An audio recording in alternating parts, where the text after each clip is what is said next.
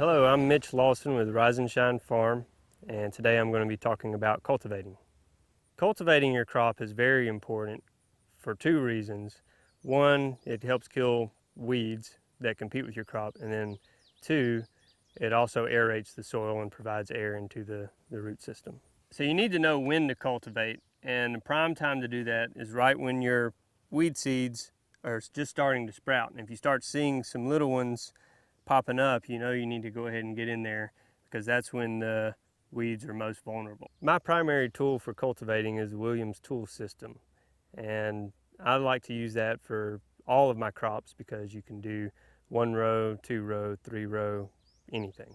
The Williams tool system is great because you can use it for blind cultivation, and that's where you're cultivating a crop before it even sprouts. You can do that with crops that you generally, as a rule of thumb, crops that you plant 1 inch or deeper. And you can blind cultivate until the plant sprouts, and then until it's about 4 inches tall. A few crops that you can blind cultivate with include corn, beans, peas, and squash. If you're not blind cultivating and you're cultivating a small crop, you can set the side knives on the Williams tool system so that it does not throw dirt onto the crop and cover the crop up.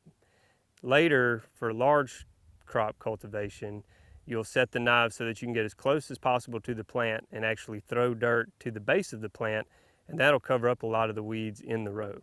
One important thing, if you're going to use a rear cultivator on a tractor, you need to be able to know where your rows are so that you don't run over them and kill the crops you're trying to cultivate.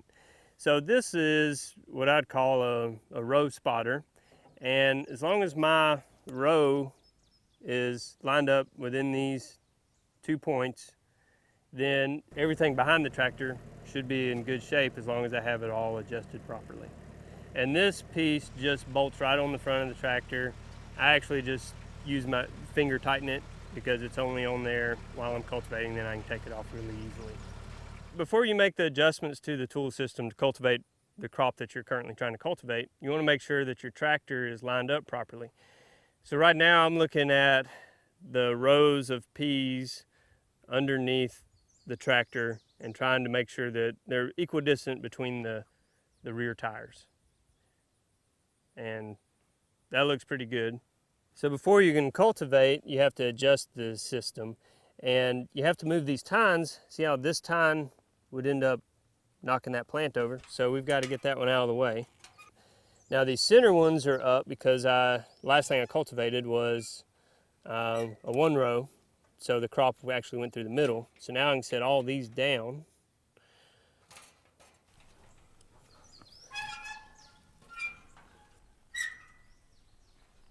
Now that we've adjusted the tines, we have to adjust these side knives so that they will run right next to the crop and not over the crop. These I like to get, you can't get them as close as you would think, and you don't need to either. You can have them set a few inches away from the crop, and it'll still cover up weeds or break the crust further in. Because if you hit your plants with one of these, it's going to kill the plant. A lot of times you may have to run down the row about 20 feet or so and readjust. But once you get it adjusted the way you like it, you know, you can cultivate all day long and go over an acre of peas or beans or corn or whatever you want in a very small amount of time, less than 2 hours. While the tool system is great for all kinds of cultivation, much like any kind of tractor cultivation, you still cannot get it completely clean, and you have to rely on some hand hoeing. This is a flat hoe. This hoe is great for when your crops are pretty far apart in the row because it's a pretty wide head.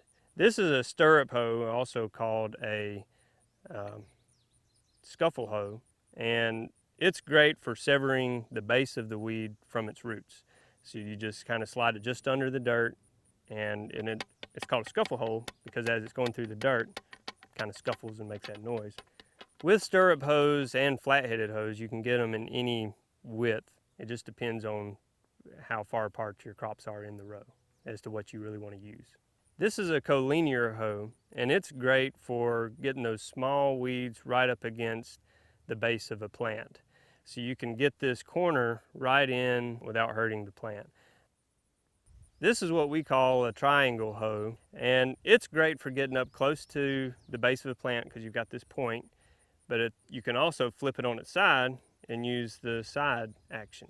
So you can cover a lot of ground with that. So it's a good dual purpose hoe if you've got a lot of different types of hoeing to do on one row.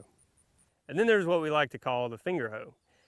A lot of people call it hand weeding, or sometimes you're actually using your fingers like a hoe where you're going through and you're just scratching the surface around a plant that's too tender or too tedious to get in with a handheld metal hoe. If you do not cultivate, you can very easily lose your crop because we're not spraying different herbicides and things. You just have to rely on that cultivation to allow your crop to get ahead of the weeds. With managing my 20 acres of organic vegetables, staying on top of cultivation is one of my greatest challenges. With these tools, I can make it happen.